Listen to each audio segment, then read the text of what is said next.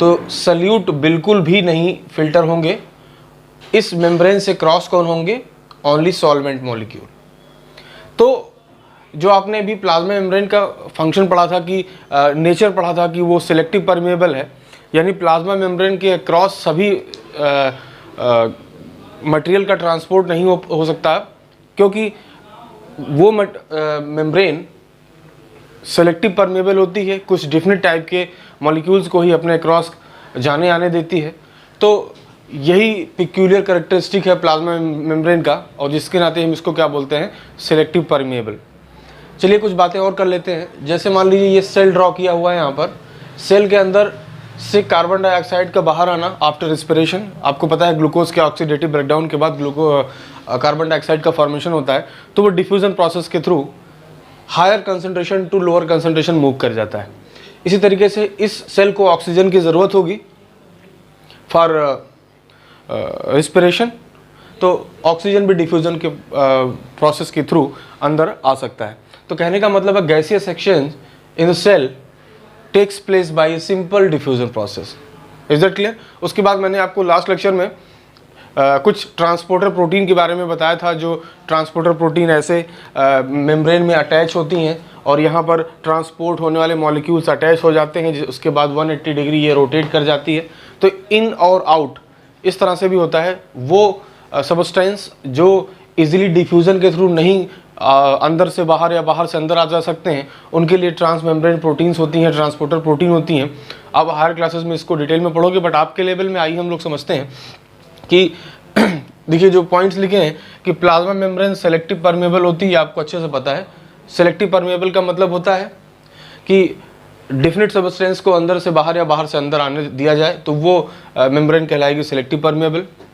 Diffusion क्या होता है? आपको पता है कि किसी भी मॉलिक्यूल ऑफ गैस, लिक्विड का अपनी हायर कंसंट्रेशन से अपनी लोअर कंसंट्रेशन की तरफ स्पॉन्टेनियस मूवमेंट, ये जरूर याद रखिएगा, स्पॉन्टेनियस मूवमेंट क्या कहलाता है? डिफ्यूज़न।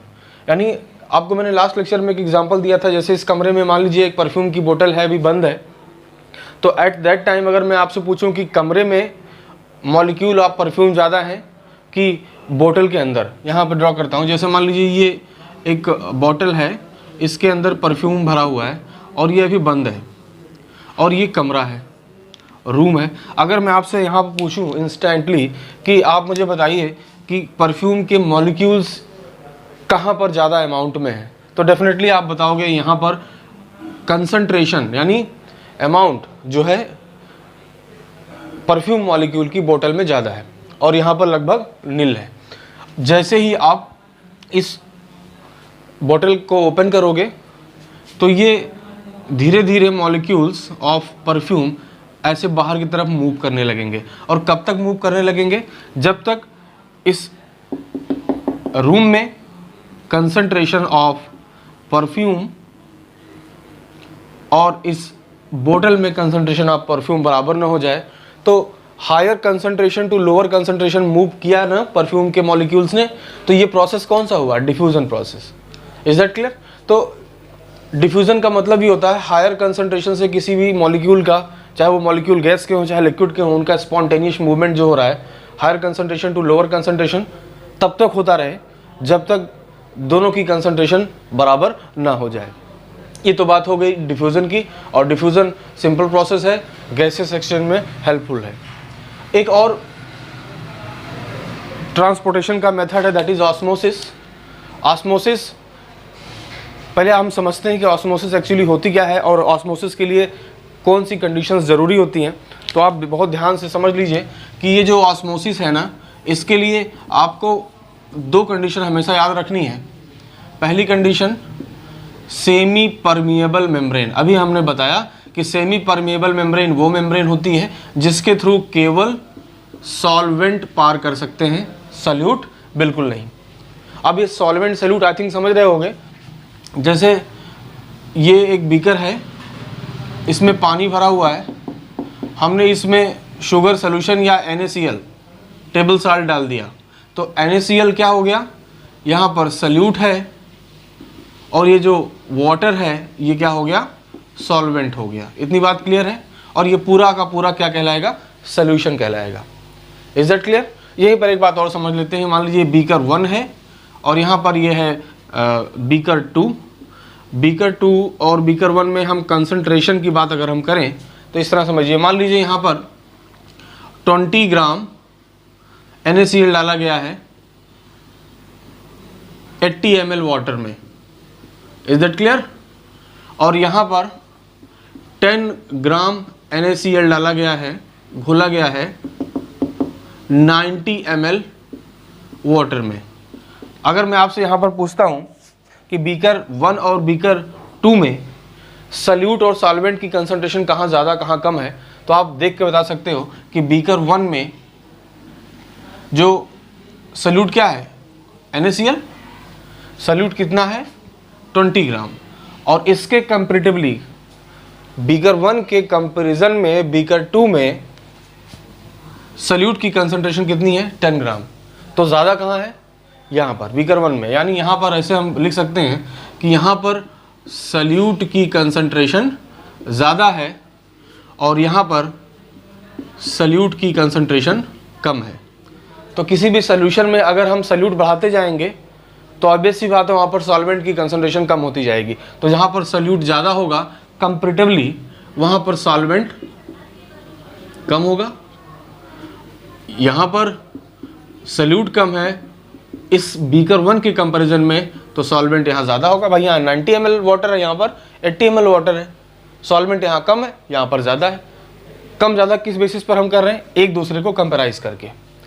ठीक है, तो आप एक चीज़ और समझ लीजिए यहाँ पर कि इस दोनों बीकर में मोर कंसंट्रेटेड सोल्यूशन कहाँ भरा होगा, इन बीकर B1 और बीकर 2 में मोर कंसंट्रेटेड सोल्यूशन भरा हुआ है। यहाँ पर B1 में कंसंट्रेशन यहाँ की ज़्यादा है और यहाँ की कंसंट्रेशन कम है, क्योंकि concentration of solution is directly proportional to solute concentration. यानी सल्यूट की मात्रा, सल्यूट का अमाउंट जितना ज़्यादा होगा, कंसंट्रेशन ऑफ सोल्यूशन भी उतना ही ज़्यादा होगा। इतनी बातें क्लियर होगी क्योंकि हमें ऑस्मोसिस समझना है। मैंने बताया सेमी परमिएबल मेम्ब्रेन पहली स्थिति है, पहला पैरामीटर है जो होना चाहिए क्या होने के लिए, ऑस्मोसिस। ऑस्मोसिस वो प्रोसेस है जिससे वाटर का मूवमेंट होता है प्लांट सेल में, एनिमल सेल में, हर जगह पर। चलिए अब देखते हैं कि दूसरी कंडीशन क्या है। दूसरा, 2 solutions of different concentration, different concentration के 2 सॉल्यूशन होने चाहिए। अब आप यहाँ यहीं पर देख लो, आप बीकर B1 और बीकर B2 में आप कह सकते हो कि अगर मैं आपसे बोलूं कि कंसंट्रेशन क्या दोनों की बराबर है, आप कहोगे बिल्कुल नहीं। वो इसलिए क्योंकि दोनों में ही सल्यूट और सॉल्वेंट की कंसंट्रेशन वेरी कर रही है। यहाँ पर 20 ग्राम NaCl है, सल्यूट 20 ग्राम है, और यहाँ पर 10 ग्राम है, और यहाँ पर 90 ml क्या है सॉल्वेंट, यहाँ पर 80 ml है। तो आप कह सकते हो सल्यूट और सॉल्वेंट की कंसंट्रेशन डिफरेंट है, या ओवरऑल हम कर ले कि सॉल्यूट की कंसंट्रेशन जहाँ पर ज़्यादा होगी वही मोर कंसंट्रेटेड सोल्यूशन होगा। तो यहाँ पर आप अगर हम इन दोनों को कंपेराइज करें तो हम आसानी से कह सकते हैं कि these are the 2 solutions which have different concentration. Is that clear? तो हमारे पास 2 कंडीशंस थी कि पहला, ऑस्मोसिस होने के लिए सेमी परमिएबल मेम्ब्रेन होनी चाहिए, और दूसरा क्या होना चाहिए, 2 solution of different concentration. 2 solution होनी चाहिए जिसमें जिनकी कंसंट्रेशन डिफरेंट हो, जिनमें सल्यूट की कंसंट्रेशन वेरी कर रही हो। एक उसमें क्या होगा, ज़्यादा कंसंट्रेटेड होगा और एक कम कंसंट्रेटेड होगा। अब आइए हम सीधे डेफिनेशन पे आते हैं। मैंने आपसे कहा कि ऑस्मोसिस वाटर ट्रांसपोर्टेशन का बहुत बेहतर मेथड है, वाटर ट्रांसपोर्टेशन इसी से हो रहा होता है। तो आप देखिए इसको हम अगर डेफिनेशन देखें तो यहाँ पर लिखा हुआ है osmosis is the movement of solvent molecule. ये यूनिवर्सल फैक्ट है ऑस्मोसिस के कंसेप्ट में कि आपको हमेशा किसका मूवमेंट ध्यान रखना है कि ऑस्मोसिस में हमेशा सॉल्वेंट का मूवमेंट होता है, सल्यूट का बिल्कुल भी नहीं। Is that clear?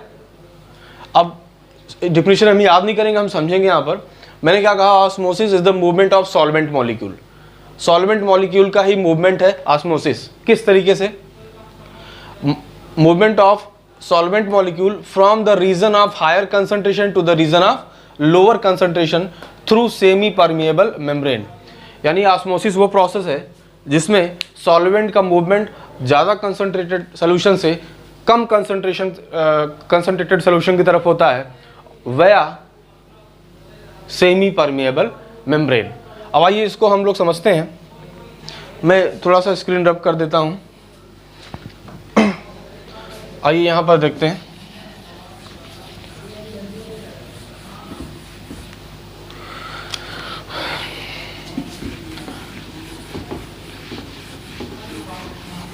मैंने डिफिनीशन में आपको क्या बताया था, अभी एक शॉर्ट में लिख देता हूं कि हायर कंसंट्रेशन, अब आपको आई थिंक कंसंट्रेशन समझ में आ रहा होगा। कंसंट्रेशन कंसर्न किससे होता है सॉल्यूशन का, सॉल्यूट के अमाउंट पे। याद करिए NaCl बीकर 1 बीकर 2। अब आप देखिए यहाँ पर हायर कंसंट्रेशन से सॉल्वेंट का मूवमेंट हो लोअर कंसंट्रेशन की तरफ through semi permeable membrane. I think इसमें ऐसा कोई टर्म नहीं जो आपको न समझ में आया हो।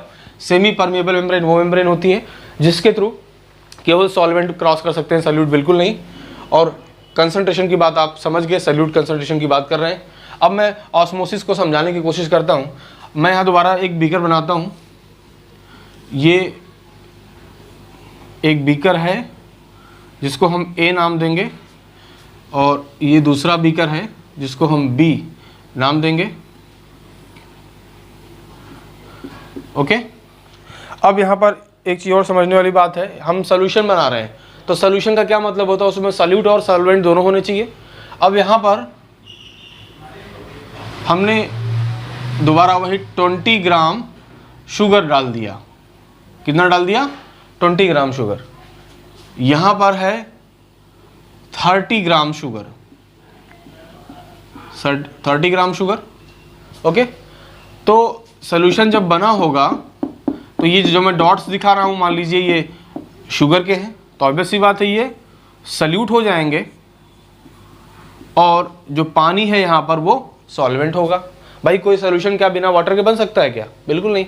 और यहाँ पर आप देखो डॉट्स ज़्यादा मैं दिखाऊंगा क्योंकि यहाँ पर सॉल्यूट की कंसंट्रेशन 30 ग्राम है कंपेरेटिवली बीकर 1 जिसमें 20 ग्राम है। अभी देखिए ये सॉल्यूट की कंसंट्रेशन आपको यहाँ पे देखने से ही पता लग रहा होगा। अगर मैं बीकर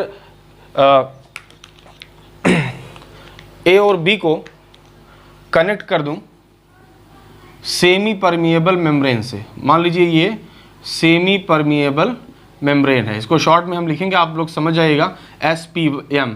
SPM का मतलब हुआ वो मेम्ब्रेन जो केवल सॉल्वेंट को अपने थ्रू पार होने दे रही है। अब आप देखिए इस बीकर B1 और B2 में, सॉरी A और B में आप आराम से कह सकते हो कि बीकर A में सॉल्यूट की कंसंट्रेशन कम है कंपेरेटिवली बीकर B। आप देख लीजिए ना, यहाँ पर B में कितना है? 30 ग्राम है। सॉल्यूट की कंसंट्रेशन यहाँ पर ज़्यादा है किसके कंपैरिजन में? A के, जिसमें कितना है? सॉल्यूट। अब देखिए अब यहाँ पर 30 ग्राम शुगर है तो ऑब्वियस सी बात है सॉल्वेंट कितना होगा? सॉल्वेंट कितना होगा? ऑब्वियस सी बात है 70 ml होगा। और यहाँ पर अगर 20 ग्राम शुगर है तो सॉल्वेंट कितना होगा? यहाँ पर बचा हुआ अमाउंट 80 ml। अब आप मुझे बताइए दोनों बीकर में जो सॉल्यूशन भरे हैं क्या दोनों की कंसंट्रेशन बराबर है? क्या दोनों में सॉल्यूट की कंसंट्रेशन बराबर है? बिल्कुल भी नहीं। अगर ऐसा नहीं है तो ये दोनों सॉल्यूशन कैसे हो गए? दो डिफरेंट कंसंट्रेशन वाले। बीच में इनको हम कनेक्ट कर दिए हैं किसी से? SPM से। SPM यानी सेमी परमिएबल मेम्ब्रेन वो मेम्ब्रेन होती है जिसके थ्रू हम केवल सॉल्वेंट को क्रॉस कर सकते हैं। इतना क्लियर है? अब मुझे बताइए वाटर का मूवमेंट क्या होगा? यहाँ पर दोनों कंडीशन है ऑस्मोसिस के लिए। पहला दो डिफरेंट कंसंट्रेशन के सॉल्यूशन और कनेक्टेड बाय SPM। अब यहाँ मूवमेंट क्या होगा? Osmosis is the movement of solvent molecule. अब यहाँ पर दोनों कंडीशन ऑस्मोसिस को फैसिलिटेट करेंगे ना, अलाउ करेंगे, ऑस्मोसिस होगा यहाँ पर ना। तो फिर ऑस्मोसिस में मूवमेंट किसका होता है? सॉल्वेंट मॉलिक्यूल का। कहाँ से? हायर कंसंट्रेटेड सोल्यूशन से टू लोअर कंसंट्रेटेड सोल्यूशन। अब अगर आप यहाँ पर दोनों में देखिए तो मोर कंसंट्रेटेड सोल्यूशन कौन सा है? जहाँ पर सॉल्यूट की मात्रा ज़्यादा है। Greater the concentration of solute greater will be the overall concentration. Is that clear? I think आपको बातें अच्छे समझ में आ रही होंगी। तो आपसे मैं पूछूं कि A और B में सोल्यूशन A और B कौन ज़्यादा कंसंट्रेटेड है, तो ऑब्वियस सी बात है आप बोलोगे this is more concentrated solution and this is less concentrated solution. अब definition पे आइए. Osmosis is the movement of solvent molecule from higher concentration to lower concentration. अब ये बताइए किसकी हायर और किसकी लोअर कंसंट्रेशन. सॉल्वेंट अपनी ज़्यादा कंसंट्रेशन से सॉल्वेंट अपनी कम कंसंट्रेशन की तरफ मूव करता है. तो आप बताइए मुझे सॉल्वेंट की कंसंट्रेशन कहाँ पर ज़्यादा है. ऑब्वियस सी बात है, सॉल्वेंट की कंसंट्रेशन यहाँ ज़्यादा है, सॉल्वेंट की कंसंट्रेशन यहाँ कम है एक दूसरे के कंपैरिजन में. ओके, तो सॉल्वेंट अपनी हायर कंसंट्रेशन से अपनी लोअर कंसंट्रेशन की तरफ मूव करते हैं through semi permeable membrane and this process is known as osmosis. आप मुझे बताइए वाटर का मूवमेंट किधर होगा, A to B होगा या B to A होगा. आप तुरंत देख लीजिए कि सॉल्वेंट जहाँ पर ज़्यादा होगा वहाँ से सॉल्वेंट जहाँ पर कम होगा उस तरफ वाटर का मूवमेंट होगा. This is the solvent molecule. तो सॉल्वेंट ने अपने हायर कंसंट्रेशन से अपनी लोअर कंसंट्रेशन की तरफ मूव किया. कब तक मूव करता रहेगा, जब तक दोनों की कंसंट्रेशन बराबर ना हो जाए. इतनी बात क्लियर है. एक टर्म और मैं समझ लेता हूँ, समझा देता हूँ आपको. देखिए जैसे अगर मैं आपसे कहूँ कि ये जो बीकर बी में सॉल्यूशन भरा हुआ है इसमें सॉल्यूट की कंसंट्रेशन ज़्यादा है. इतना क्लियर है, यहाँ पर कम है. तो ज़्यादा के लिए एक टर्म आता है, आप कहते हो ना हाइपर मत हो यार, बोलते हो ना हाइपर. हाइपर का मतलब ज़्यादा. अब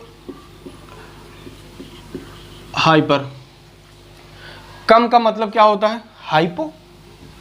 कम का मतलब क्या होता है, हाइपो, है ना. तो एक टर्म यहां पर आएगा जहां पर दो सॉल्यूशन को हम कंपेराइज करके बात करेंगे यहां पर ना कि इसकी तुलना में इसके कंपैरिजन में ये, इसके कंपैरिजन में ये. अगर मैं आपसे बोलूं कि बीकर बी में, listen very carefully, beaker b में बीकर ए के कंपैरेटिवली सॉल्यूट की कंसंट्रेशन ज़्यादा है. बीकर बी में बीकर ए के कंपैरिजन में सॉल्यूट की कंसंट्रेशन ज़्यादा है, तो ये सॉल्यूशन इस सॉल्यूशन के कंपैरिजन में हाइपरटोनिक होगा. कैसा होगा, हाइपरटोनिक सॉल्यूशन कहलाएगा. जिस सॉल्यूशन में सॉल्यूट की कंसंट्रेशन ज़्यादा होती है वो हाइपरटोनिक सॉल्यूशन होता है, और उसके जिसके लिए कंपैरिजन कर रहे हो आप वो हाइपोटोनिक सॉल्यूशन होगा. इतनी बात क्लियर है. ओके, तो आप कह सकते हो कि जो लेस कंसंट्रेटेड सॉल्यूशन है वो हाइपोटोनिक सॉल्यूशन होगा, जो मोर कंसंट्रेटेड सॉल्यूशन है वो हाइपरटोनिक होगा. तो अगर मैं आप इस टर्म, इन दोनों के टर्म में बात करूं ऑस्मोसिस की डेफिनेशन को, तो हम कह सकते हैं osmosis is the movement of solvent molecule from hypotonic solution to hypertonic solution through semi permeable membrane. आप देखिए वाटर का मूवमेंट ऑस्मोसिस में किधर हो रहा है, जहां पर सॉल्यूट कम है सॉल्वेंट ज़्यादा है, वहां पर हो रहा है जहां पर सॉल्यूट ज़्यादा है सॉल्वेंट कम है. इतना क्लियर. तो आप कह सकते हो ना कि osmosis is the movement of water molecule from the region of hypotonic solution to the region of hypertonic solution through semi permeable membrane. देखिए ऑस्मोसिस को बहुत अच्छे तरीके से समझ लीजिए, क्योंकि पूरी की पूरी प्लांट फिजियोलॉजी आप आगे पढ़ोगे और जितना भी ट्रांसपोर्टेशन की बात करेंगे हम लोग उसमें ऑस्मोसिस का बहुत ही सिग्निफिकेंट रोल है. इतनी बात क्लियर है. अब आज के लिए इतना ही, हम लोग इसको समझिए. आप लोग जो भी अगर आपको डाउट हो तो मुझे कमेंट बॉक्स में आप पूछ सकते हैं, और एक बार ऑस्मोसिस की डिफिनीशन और इसके कंसेप्ट को जरूर समझ लीजिएगा. मैंने दोबारा एक बार बता देता हूं कि ऑस्मोसिस के लिए दो कंडीशंस होती हैं. पहला, two solutions of different concentration and semi permeable membrane. जिस सॉल्यूशन में सॉल्यूट की कंसंट्रेशन ज़्यादा होगी वो हाइपरटोनिक होगा, और जिस सॉल्यूशन में सॉल्यूट की कंसंट्रेशन कम होगी वो हाइपोटोनिक होगा. अगर इन दो सॉल्यूशंस को यानी हाइपरटोनिक और हाइपोटोनिक को सेमी परमेबल मेम्ब्रेन से कनेक्ट कर देते हैं तो ऑस्मोसिस जरूर होगी। और किस तरफ होगी? From hypotonic solution to hypertonic solution. Water यानी सॉल्वेंट का मूवमेंट होगा थ्रू सेमी परमेबल मेम्ब्रेन, तब तक होता रहेगा जब तक दोनों सोल्यूशन में की कंसंट्रेशन बराबर ना हो जाए। एक चीज और, अब जैसे एक और बात समझ लीजिए, जैसे ये बीकर A1 है और यहां पर बीकर A2 है, ओके। यहां पर 20 ग्राम शुगर है